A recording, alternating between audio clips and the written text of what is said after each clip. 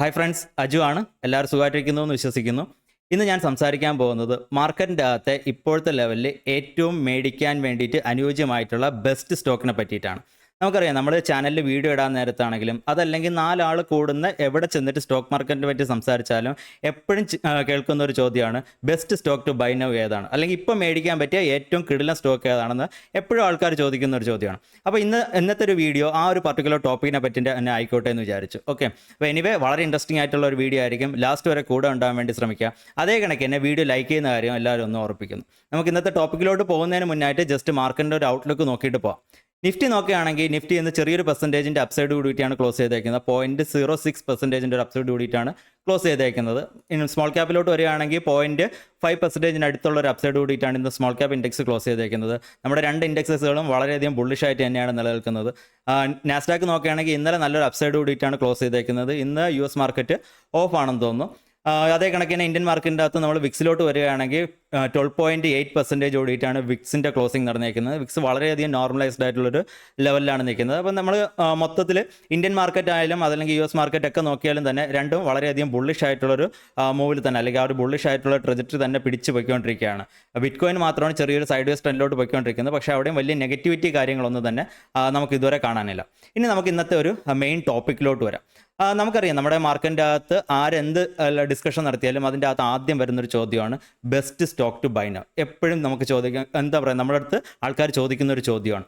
പക്ഷേ ഞാൻ നിങ്ങളുടെ തന്നെ ഇതേ ചോദ്യം തിരിച്ച് ചോദിക്കുകയാണ്. നിങ്ങൾ പറയാം, നിങ്ങളുടെ മനസ്സിലുള്ളതിൽ ഏറ്റവും ബെസ്റ്റ് സ്റ്റോക്ക് ഏതാണ്? അതേ കണക്ക് തന്നെ അത് എന്തുകൊണ്ട് ബെസ്റ്റ് സ്റ്റോക്ക് ആണെന്ന് ഇവിടെ നിങ്ങളുടെ മനസ്സിലൊന്ന് ആലോചിക്കുക. അതിൻ്റെ ക്രൈറ്റീരിയസ് എന്താണ്? ആ കമ്പനി ഏറ്റവും നല്ല ROE കാണിക്കുന്ന കമ്പനിയാണോ? ഇനി അതല്ലെങ്കിൽ അത് വളരെയധികം കടം കുറവുള്ള കമ്പനിയാണോ? മാത്രമല്ല അതിൻ്റെ വാല്യുവേഷൻസ് വളരെ കുറവാണോ? അതിൻ്റെ പ്രൈസ് വളരെ കുറവാണോ? അത് ഇന്ത്യ നെക്സ്റ്റ് സ്റ്റോറി എന്നുള്ള രീതിയിൽ അറിയപ്പെടാൻ പോകുന്ന കമ്പനിയാണോ? ഗവൺമെൻറ് സൈഡിൽ നിന്ന് വളരെയധികം ഫേവറബിൾ ആയിട്ടുള്ള സ്കീമുകൾ ആ കമ്പനിക്കുണ്ടോ? ഇങ്ങനെ ഒരുപാടധികം കാരണങ്ങൾ അല്ലെങ്കിൽ ഒരുപാടധികം റീസൺസ് നിങ്ങൾക്ക് ആ ഒരു പർട്ടിക്കുലർ കമ്പനിയെ പറ്റിയിട്ടുണ്ടെങ്കിൽ ഈ വീഡിയോ ഇവിടെ തന്നെ ഒന്ന് പോസ്റ്റ് ചെയ്തിട്ട് ആ കമ്പനീനെ പറ്റിയിട്ട് അല്ലെങ്കിൽ ആ കമ്പനീനെ പുറകിലുള്ള പോസിറ്റീവ് ആയിട്ടുള്ള റീസൺസിനെ പറ്റിയിട്ടും ആ കമ്പനിയുടെ പേരും ഒക്കെ നിങ്ങളൊന്ന് കമൻറ്റിൽ മെൻഷൻ ചെയ്യാൻ വേണ്ടി ശ്രമിക്കുക. അതിനുശേഷം നമുക്ക് എന്താ പറയുക, വീഡിയോയുടെ ബാക്കിയിലോട്ട് കിടക്കാവുന്നതാണ്. ഓക്കെ, എനിവേ അത് ചെയ്തെന്ന് വിചാരിക്കുന്നു. അപ്പോൾ നമുക്ക് വീഡിയോയുടെ ബാക്കി പോർഷനിലോട്ട് കിടക്കാം. ഈ ബെസ്റ്റ് കമ്പനി എന്നുള്ള രീതിയിൽ നമ്മളിപ്പോൾ ഏതെങ്കിലും ഒരു കമ്പനീനെ പറ്റിയിട്ട് സംസാരിച്ചിട്ടുണ്ടായിരിക്കും, അല്ലെങ്കിൽ നിങ്ങൾ ഇവിടെ കമൻറ്റ് ചെയ്തിട്ടുണ്ടായിരിക്കും. ഇനി അതിനുശേഷം തന്നെ നിങ്ങൾ ഒരു വർഷം കഴിഞ്ഞിട്ട് ആലോചിച്ച് നോക്കുക, ഇതേ സെയിം കമ്പനി ആയിരിക്കുമോ നിങ്ങളുടെ ബെസ്റ്റ് ആയിട്ടുള്ള കമ്പനി അന്ന് നിലനിൽക്കാൻ പോകുന്നത്? ഒരു വർഷം കഴിഞ്ഞും ഇതായിരിക്കുമോ നിങ്ങളുടെ ഏറ്റവും ബെസ്റ്റ് ആയിട്ടുള്ള കമ്പനി എന്ന് നിങ്ങൾ ആലോചിച്ച് നോക്കുക. ഞാനൊരു 100% ഷുവറിറ്റിയോടെ പറയുകയാണ്, ഒരിക്കലും അത് തന്നെ ആയിരിക്കത്തില്ല നിങ്ങളുടെ ബെസ്റ്റ് കമ്പനി എന്ന് പറയുന്നത്. അത് മാറിക്കൊണ്ടിരിക്കും. കാരണം എന്താണ്? നമ്മളൊരു ട്രേഡറാണ് അല്ലെങ്കിൽ ഇൻവെസ്റ്ററാണ്. ട്രേഡറിനെ ഇൻവെസ്റ്ററിനെ സംബന്ധിച്ചിടത്തോളം നമ്മുടെ ബെസ്റ്റ് കമ്പനീസ് മാറിക്കൊണ്ടിരിക്കുക. പക്ഷേ പ്രൊമോട്ടറിനെ സംബന്ധിച്ചിടത്തോളം ഒരിക്കലും അയാളുടെ ബെസ്റ്റ് കമ്പനി മാറത്തില്ല. അയാളുടെ ബെസ്റ്റ് കമ്പനി എന്ന് പറയുന്നത് അയാൾ പ്രവർത്തിക്കുന്ന കമ്പനിയാണ്, അല്ലെങ്കിൽ അയാൾ വർക്ക് ചെയ്യുന്ന കമ്പനിയാണ്, അല്ലെങ്കിൽ അയാൾ ഹോൾഡ് ചെയ്യുന്ന കമ്പനിയാണ്. ആ കമ്പനി ബെസ്റ്റ് കമ്പനി അല്ലാതെ ആവുകയാണെങ്കിൽ അയാൾ ആ ബിസിനസ് വിട്ടുമാറിയിട്ട് അടുത്ത ബിസിനസ്സിലോട്ട് അയാൾ പോകുന്നതായിരിക്കും. അവിടെ അയാൾ ഒരു ഇൻവെസ്റ്ററിനെ കണക്ക് പ്രവർത്തിക്കുന്നതായിരിക്കും. അതല്ലാത്ത പക്ഷം അയാളെ സംബന്ധിച്ചിടത്തോളം ഏറ്റവും ബെസ്റ്റ് കമ്പനി എന്ന് പറയുന്നത് അയാളുടെ കമ്പനി തന്നെ ആയിരിക്കാം. പക്ഷേ ആസ് എ ഇൻവെസ്റ്റർ അല്ലെങ്കിൽ ട്രേഡർ നമ്മളെ സംബന്ധിച്ചിടത്തോളം ബെസ്റ്റ് കമ്പനി മാറിക്കൊണ്ടിരിക്കും. അതിൻ്റെ ഏറ്റവും വലിയ എക്സാമ്പിൾ നിങ്ങൾ തന്നെ നിങ്ങളുടെ ലൈഫിലോട്ടൊന്ന് തിരിച്ച് ചിന്തിച്ച് നോക്കുക. ഒരു വർഷം മുമ്പേ നിങ്ങൾ ഏറ്റവും ബെസ്റ്റായിട്ട് കണക്കാക്കിയിരുന്ന കമ്പനി ഏതാണ്? ആൻഡ് ഇപ്പോഴത്തെ സമയത്ത് നിങ്ങൾ ഏറ്റവും ബെസ്റ്റായിട്ട് കണക്കാക്കുന്ന കമ്പനി അതേ സെയിം കമ്പനി തന്നെയാണോ? ഓക്കെ, ഇനി നമുക്കിത് കുറച്ചുകൂടെ ഒന്ന് അഡ്വാൻസ് ലെവലിലോട്ട് കൊണ്ടുപോകാം. ഒരു ബെസ്റ്റ് കമ്പനി എന്നുള്ള രീതിയിൽ നമ്മളിപ്പോൾ സംസാരിക്കുകയാണ്. പല കമ്പനികളെ പറ്റിയിട്ട് നിങ്ങളിപ്പം കമൻറ്റ് ചെയ്തിട്ടുണ്ടായിരിക്കുമെങ്കിൽ നിങ്ങൾ ഒരു വർഷം കഴിയുമ്പോഴത്തേക്കും നിങ്ങൾ നോക്കാൻ നേരത്ത് നിങ്ങൾ ഈ കമ്പനി ബെസ്റ്റ് കമ്പനി ആയിരുന്നോ അല്ലയോ എന്നുള്ളൊരു ചോദ്യം ചോദിച്ചു കഴിഞ്ഞാൽ നിങ്ങൾ എങ്ങനെയാണ് അത് ബെസ്റ്റ് ആയിരുന്നോ അല്ലയോ എന്നതിൽ തീരുമാനിക്കാൻ പോകുന്നത്? നിങ്ങൾ തീരുമാനിക്കാൻ പോകുന്നത് ഇന്ന് പറഞ്ഞിട്ടുള്ള ഇതേ സെയിം ക്രൈറ്റീരിയസ് വെച്ചിട്ടായിരിക്കും. അതായത് ഇന്ന് നിങ്ങളൊരു കമ്പനി നല്ല ROE കണ്ടുകൊണ്ട് ഒരു ബെസ്റ്റ് കമ്പനിയാണെന്ന് പറഞ്ഞു. ഒരു വർഷം കഴിഞ്ഞിട്ട് നിങ്ങളുടെ അടുത്ത് ഇതേ ചോദ്യം ചോദിക്കുകയാണ്, ഇതേ കമ്പനി ആയിരുന്നോ ബെസ്റ്റ് കമ്പനി എന്ന് ചോദിച്ചു കഴിഞ്ഞാൽ നിങ്ങളുടെ ഉത്തരവ് എന്ന് പറയുന്നത് അത് നല്ല ROC കാണിച്ച കമ്പനിയാണ്, അല്ലെങ്കിൽ നല്ല ROE കാണിച്ച കമ്പനിയാണ്, അല്ലെങ്കിൽ ഗവൺമെൻറ്റിന് സപ്പോർട്ട് ഉണ്ടാക്കിയിരുന്ന കമ്പനിയാണ് എന്നൊന്നും നമ്മൾ പറയാറില്ല. ഓക്കെ, നമ്മൾ എന്താണ് അവിടെ പറയുന്നത്? അത് ഇത്ര % റിട്ടേൺസ് തന്നു, അല്ലെങ്കിൽ അത് 10x റിട്ടേൺസ് തന്നു, അത് നല്ല കമ്പനി ആയിരുന്നു. ഓക്കെ, അതല്ലെങ്കിൽ അത് 100% മാത്രമേ റിട്ടേൺസ് തന്നുള്ളൂ, അത് കുഴപ്പമില്ലാത്ത കമ്പനി ആയിരുന്നു. അതല്ലെങ്കിൽ അത് 20% റിട്ടേൺസ് തന്നുള്ളൂ, അത് അത്ര കുഴപ്പമില്ല, പക്ഷേ എന്ന് എഴുതിയിട്ട് അത് ബെസ്റ്റ് അല്ലായിരുന്നു. ഇനി അതല്ലെങ്കിൽ അത് ലോസിലോട്ട് പോവുകയാണെങ്കിൽ അത് അത്ര ബെസ്റ്റ് ആയിട്ടുള്ള ഒരു ഇൻവെസ്റ്റ്മെൻറ്റ് അല്ലെങ്കിൽ ബെസ്റ്റ് ആയിട്ടുള്ള ഒരു കമ്പനി അല്ല എന്ന് നമ്മൾ പറയേണ്ടി വരും. അപ്പോൾ ആക്ച്വലി ഇവിടെ മാറ്റർ ചെയ്യുന്നത് എന്താണ്? ഈ പറയുന്ന ക്രൈറ്റീരിയാസ് അല്ലെങ്കിൽ ഈ പറയുന്ന റേഷ്യോസ് കാര്യങ്ങൾ ഈ പറയുന്ന കഥകളാണോ മാറ്റർ ചെയ്യുന്നത്? അല്ല, ഓബിയസ്ലി അതൊന്നും അല്ല തന്നെ മാറ്റർ ചെയ്യുന്നത്. ഇവിടെ മാറ്റർ ചെയ്യുന്നതെന്ന് വെച്ച് കഴിഞ്ഞാൽ ജസ്റ്റ് തുട്ട് അല്ലെങ്കിൽ നമുക്ക് എത്ര പൈസ കിട്ടി, അത് എത്ര ബാഗറായി, അല്ലെങ്കിൽ എത്ര എക്സിൻ്റെ റിട്ടേൺസ് കിട്ടി, എത്ര പെർസെൻറ്റേജിൻ്റെ റിട്ടേൺസ് കിട്ടി, ഇത് മാത്രമാണ് നമ്മളെ മാറ്റർ ചെയ്യുന്ന ഫാക്ടർ എന്ന് പറയുന്നത്. ഓക്കെ, അത് നമ്മൾ പാസ്റ്റിലോട്ട് ചിന്തിക്കാൻ നേരത്തെ തന്നെ നോക്കിയാൽ മതി. നിങ്ങൾ ഏറ്റവും ബെസ്റ്റ് കമ്പനി ആയിട്ട് നിങ്ങളിപ്പോൾ പല കമ്പനികളെയും പിടിച്ചു വെക്കുന്നുണ്ടെങ്കിൽ അതിൻ്റെ റീസൺ പലപ്പോഴും അത് നിങ്ങൾക്ക് നല്ല രീതിയിൽ റിട്ടേൺസ് തന്നിട്ടുള്ള ഒരു കമ്പനി ആയിരിക്കാം.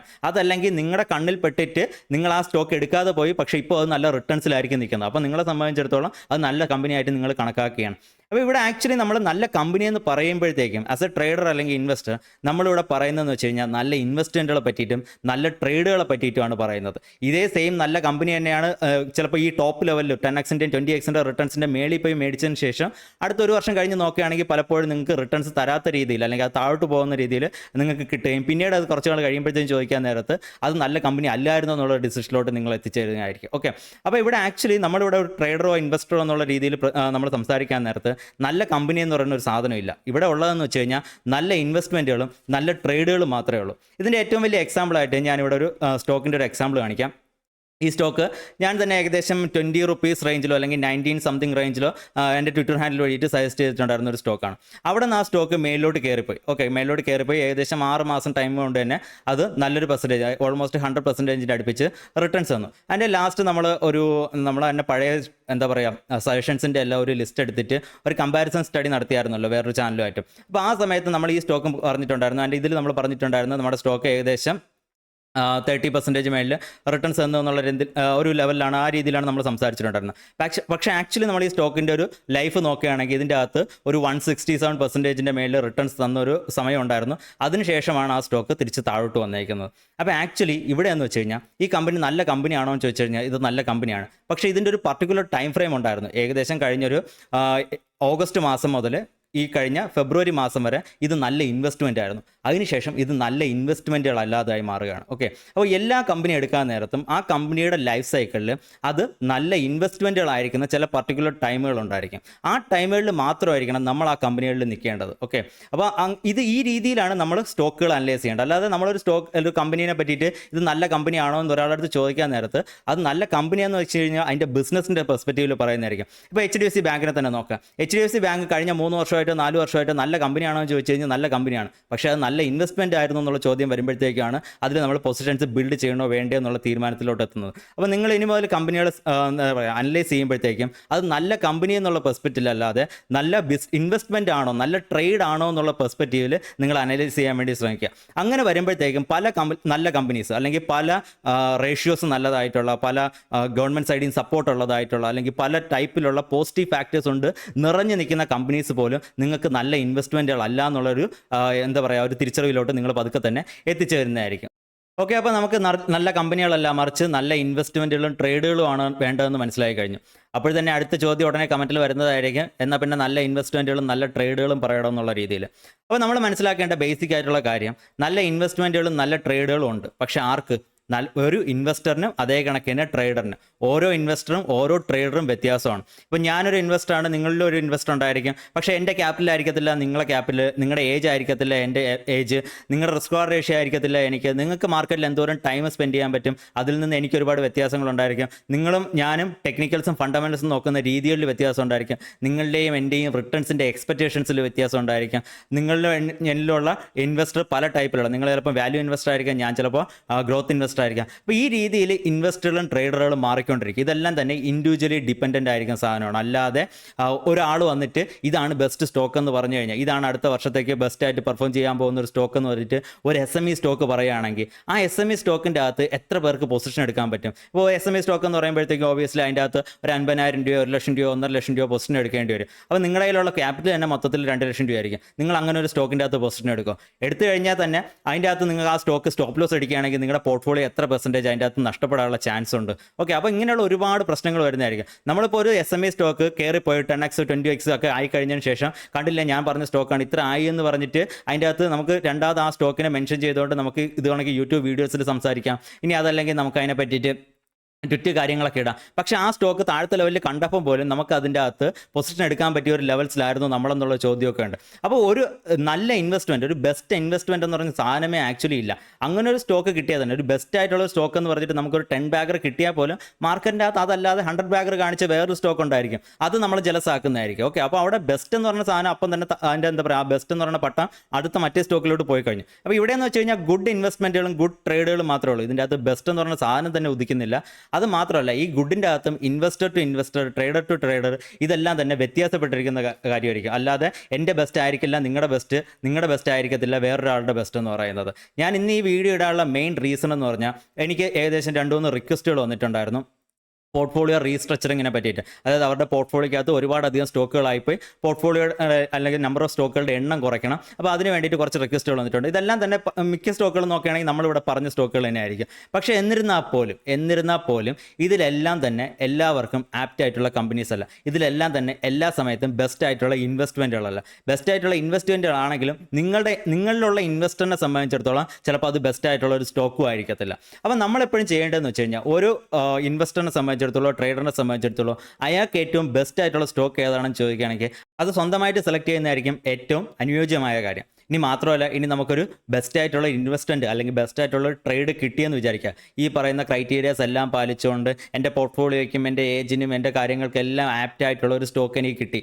എന്നിരുന്നാൽ പോലും ആ സ്റ്റോക്ക് ഏറ്റവും ബെസ്റ്റ് ആയിട്ടുള്ള സ്റ്റോക്കാണോ അല്ലെങ്കിൽ ഏറ്റവും ഗുഡ് ആയിട്ടുള്ള സ്റ്റോക്കാണോ എന്ന് ചോദിച്ചു കഴിഞ്ഞാൽ അതിന് ബേസിക്കലി ഒറ്റ ഉത്തരവേ ഉള്ളൂ: ആ സ്റ്റോക്ക് മേലോട്ടാണ് അതിൻ്റെ പ്രൈസ് പോകുന്നത്. കാരണം നമ്മൾ ഈ എന്താ പറയുക, ഈ വീഡിയോയുടെ ആദ്യത്തിൽ നമ്മൾ കവർ ചെയ്തിട്ടുണ്ടായിരുന്നു ഏറ്റവും ബെസ്റ്റ് ആയിട്ടുള്ള സ്റ്റോക്ക് ഏതാണ്, ഏറ്റവും ഗുഡ് ആയിട്ടുള്ള സ്റ്റോക്ക് ഏതാണെന്ന്. ഒരു വർഷം കഴിയുമ്പോൾ നിങ്ങൾ എങ്ങനെയാണ് ആ സ്റ്റോക്കിനെ അനലൈസ് ചെയ്യാൻ പോകുന്നത്? ഒബിയസ്ലി അതിൻ്റെ പ്രൈസ് നോക്കിക്കൊണ്ട് മാത്രമായിരിക്കും, അല്ലാതെ അതിൻ്റെ അകത്തുണ്ടായിരുന്ന ROE ഒന്നും നോക്കിക്കൊണ്ടായിരിക്കത്തില്ല. അപ്പോൾ അതുകൊണ്ട് തന്നെ നിങ്ങളെടുത്ത സ്റ്റോക്ക് ബെസ്റ്റ് ആണോ, അല്ലെങ്കിൽ ഈ സ്റ്റോക്ക് നമുക്ക് ബെസ്റ്റ് ഇനി എപ്പോൾ അല്ലാതെ ആകുമോ എന്നുള്ള ചോദ്യത്തിൻ്റെ ഉത്തരവ് എന്ന് പറയുന്നത്, ആ സ്റ്റോക്ക് അപ് ട്രെൻഡിലാണോ, അത് സ്റ്റേജ് 2 അപ് ട്രെൻഡിലാണോ, ജസ്റ്റ് ഹോൾഡിംഗ് കണ്ടിന്യൂ ചെയ്യുക, അത് നിങ്ങളെ സംബന്ധിച്ചിടത്തോളം ബെസ്റ്റ് ആയിട്ടുള്ള സ്റ്റോക്കാണ്. ഇനി ആ സ്റ്റോക്ക് അപ് ട്രെൻഡിലല്ല, അത് താഴോട്ട് ഇടിഞ്ഞു തുടങ്ങുകയാണ്, അത് 200-ഡേ മൂവിങ് ആവറേജിൻ്റെ താഴോട്ട് വരികയാണ്, അതിൻ്റെ അകത്ത് ഹൈ വോളിയം സെല്ലിങ് കാര്യങ്ങളൊക്കെ നടക്കുകയാണ്, അവിടെ അത് നിങ്ങൾക്ക് ബെസ്റ്റ് അല്ലാത്തൊരു സ്റ്റോക്കായിട്ട് മാറുന്നതായിരിക്കും. ഇവിടെ ആകപ്പാടെ വരുന്ന വ്യത്യാസം എന്ന് പറയുന്നത്, അല്ലെങ്കിൽ ഇതിൻ്റെ അകത്ത് നിങ്ങൾ നോക്കേണ്ട ഒരു കാര്യം എന്ന് പറയുന്നത്, നിങ്ങളുടെ ടൈം ഹൊറൈസൺ ആണ്. ഷോർട്ട് ടൈം ഫ്ലക്ച്വേഷൻസ് അല്ലെങ്കിൽ ഷോർട്ട് ടൈമിൽ ആ സ്റ്റോക്ക് ചെറിയ പെർസെൻറ്റേജ്, 2%, 3%, 5%, 10% ഒക്കെ ഇടിയുമ്പോഴത്തേക്കും നിങ്ങളൊരു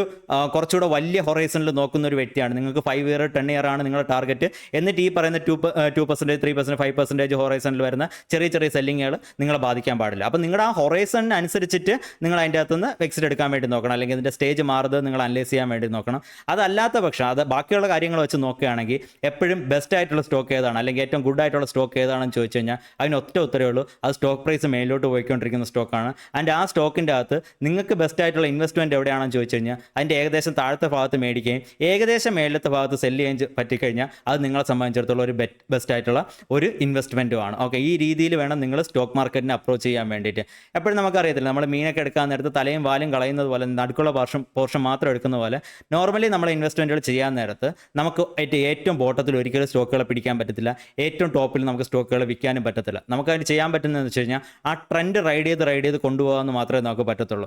ഇവിടെ ടാർഗറ്റ് എന്ന് പറയുന്ന സാധനം, ആ സ്റ്റോക്ക് എത്രമാത്രം മേലോട്ട് പൊയ്ക്കൊണ്ടിരിക്കുന്നോ അത്രമാത്രം നമ്മൾ ആ സ്റ്റോക്കുകളെ റൈഡ് ചെയ്യും. അതേ കണക്ക് തന്നെ ആ സ്റ്റോക്ക് എപ്പോൾ ഇടിയാൻ തുടങ്ങുന്നു അവിടെ നമ്മൾ മാറും. പക്ഷേ ഒരു ട്രേഡർ എന്നുള്ള രീതിയിൽ പലപ്പോഴും നമ്മൾ എത്രമാത്രം അത് മേലോട്ട് പൊയ്ക്കൊണ്ടിരിക്കുന്നു അത്രമാത്രം അതിന് ഫുൾ റൈഡ് ചെയ്യാൻ വേണ്ടി നമ്മൾ നോക്കത്തില്ല.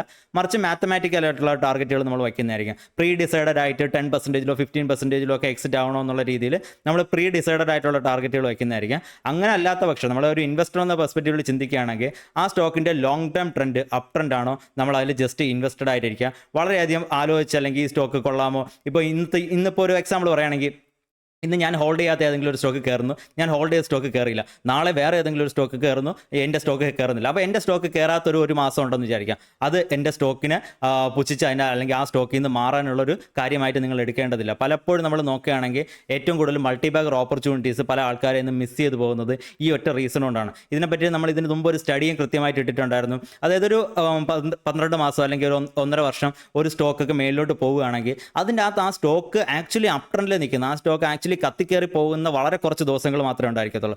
ബാക്കി സമയങ്ങളിലൊക്കെ ആ സ്റ്റോക്ക് ചെറിയ രീതിയിലുള്ള ഒരു സൈഡ് വേസ് ട്രെൻഡിൻ്റെ അകത്ത് തന്നെയായിരിക്കും നിൽക്കുന്നത്. അതിൻ്റെ മേജർ ട്രെൻഡിൽ എന്തെങ്കിലും വ്യത്യാസം വരുന്നതുകൊണ്ട് മാത്രം നമ്മൾ ആക്ച്വലി നോക്കിയാൽ മതിയാവും. ഓക്കെ, അപ്പോൾ ഇത്രയും കാര്യങ്ങളാണ് ഇന്ന് മെയിനായിട്ട് നിങ്ങളിലോട്ട് ഷെയർ ചെയ്യാൻ ഉണ്ടായിരുന്നത്.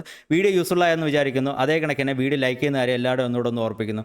എന്തെങ്കിലും ഡൗട്ട് കാര്യങ്ങൾ കമൻറ്റ് ഒക്കെ ഉണ്ടെങ്കിൽ നിങ്ങൾ കമൻറ്റ് സെക്ഷനിൽ അറിയിക്കുക. ഞാൻ എനിക്ക് ടൈം കിട്ടുന്നതിനനുസരിച്ച് മാക്സിമം കമൻറ്റുകൾക്ക് റിപ്ലൈ തരാൻ വേണ്ടിയിട്ട് ശ്രമിക്കുന്നതായിരിക്കും. Okay, anyway thanks for watching. Happy investing, happy trading. Have a good night. Thank U.